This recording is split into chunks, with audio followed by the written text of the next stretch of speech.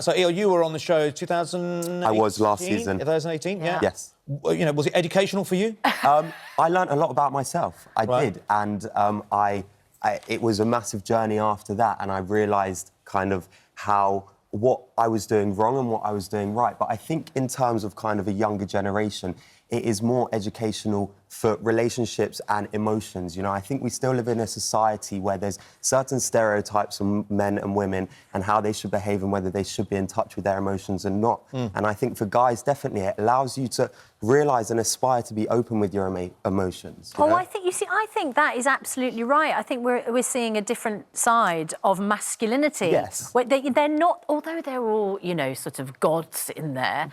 They're in you touch can't with just say, well, that's quite a big issue, though, isn't it? They're all very... They are all gods, frankly, aren't they? Incredibly looking. Again, but that's debatable because, you know, beauty is in the eye of the beholder, and so... Oh, come on, all of you are gorgeous. There's some people that I'm not attracted to in that. You know? Natasha, you're a teacher. Yes. So you're with students every day, presumably, who are watching Love Island. What age are your students? So a lot of students that are watching it are year 7 and 8, so it's 11, 12-year-olds, so young. Right. And what are they saying about it? So I actually asked them, they agree that it's not educational, but they enjoy watching it for the entertainment purposes.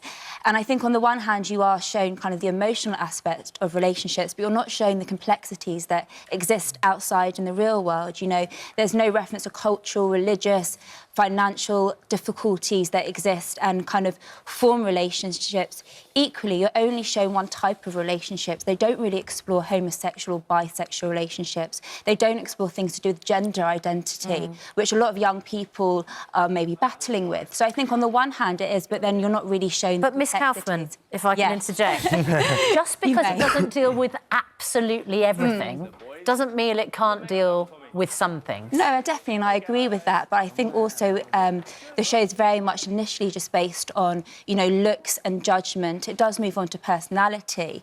For me, what I think there is about these year 7s and year 8s, that is where their relationships stem from at the very beginning, you know, looks and personality, and if anything, it gives an insight because they're not looking at financial, like how the finances are going to work between a relationship and things like that. So I think for them, it just highlights the start of a relationship and how it can either be passionate and beautiful or it can go wrong quite quickly. And also, there are no financial pressures, Yewande, at the moment, are there? Because ITV is paying for everything. It's not like you're having to discuss who's going to pay for a date. You get your lunch and dinner and then off you go. I know, I agree with you, but I think if we're just looking at relationships and initially just basing them on looks and that judgment that goes hand in hand with the programme. They're very much, you know, everyone's judged the minute they come on and the minute they leave. And I think this is creating a very judgmental culture. Do you know what? I think the fact that everybody is equally good-looking, I know it's criticised for lack of diversity, but I think the fact that everybody is equally good-looking means you actually take the looks thing out of it. Yeah. And then you're finding out if you like someone based on something else. I think it's the same in the real world. Like, you see someone for the first time and you see their face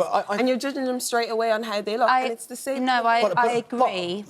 Sorry, go on. No, I agree. But I think what's happening is that these children that are watching it and seeing these kind of one body type and they start to compare themselves in quite a negative way. So I think if you're 11 or 12 watching this, I think if I'm 11 or 12, I've got to look like you, I've got to have beautiful eyes, I've got to have a chiseled face, and I can't be pale. None of the white men on there are pale. They're as brown as me. No, you've got Dr. Alex, who was on my season, He's the one. Pink.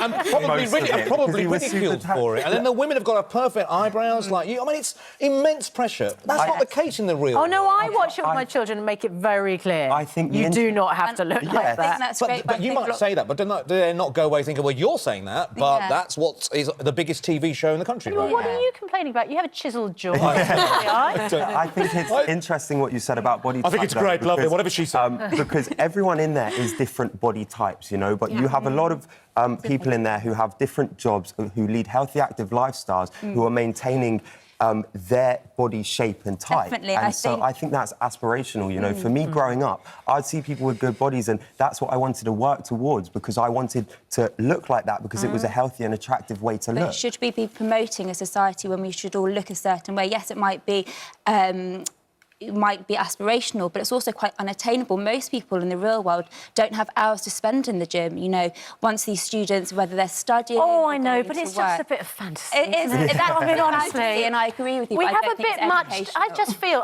maybe it's because I work in news, but I just feel we have a bit too much real world. No, I agree with that. It's nice just to have a bit I think you're right. I think the danger is we take shows like this as being, it's got to be real life, it's almost like a documentary. It's clearly not. I mean, I'm a writer, and actually, effectively, this is fiction. It's writing, it's casting... Exactly. It's casting characters, and there's a certain level of scripted production that goes in. They know what they're doing. They're throwing people in to make you react in certain ways. Definitely. And I think that's what people have to probably accept, that this is a fictional and setup. you know, we're going to see an interesting moment that was teased up last night for tonight, Yewande, where Amber and Joanna, so Amber, the woman that Michael dumped, for Joanna, go out and have a conversation. Okay. I think things like that are...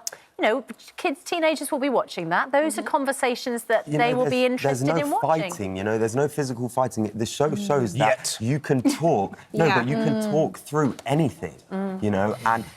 And what does it do for you, Eyal? What if you were on last year, what have you done that you hoped you would achieve or perhaps not achieve a year on? Do you feel like it's fulfilled dreams for you? It has. I've worked with incredible charities to raise awareness for things that really matter to me. I'm in the process of getting a documentary commissioned, which is really exciting. And just continuing to do things that I've always wanted to do and raise awareness for things that matter. And what about your relationship status? My relationship, I now have a girlfriend and I'm happier than ever. How long have you been dating? And we've been dating about 4 or 5 months now. Does she believe you? I mean, you know... She does, but you know, no, she doesn't. I learnt a lot in order to finally find someone that was right for me. I'm just going to the shops to get some milk. She's like, really? Are you? And Yewande, what do you hope to do now? Because you weren't in for long enough. Yeah. But what are your hopes and aspirations? I think probably like a lot of like, you know, charity work, diversity campaigns, and like really pushing like education and stuff like that. Something that I'm really passionate about. Brilliant. Good luck. Good luck. Thank you. Natasha Kaufman, thank you very much indeed. Good to see you today.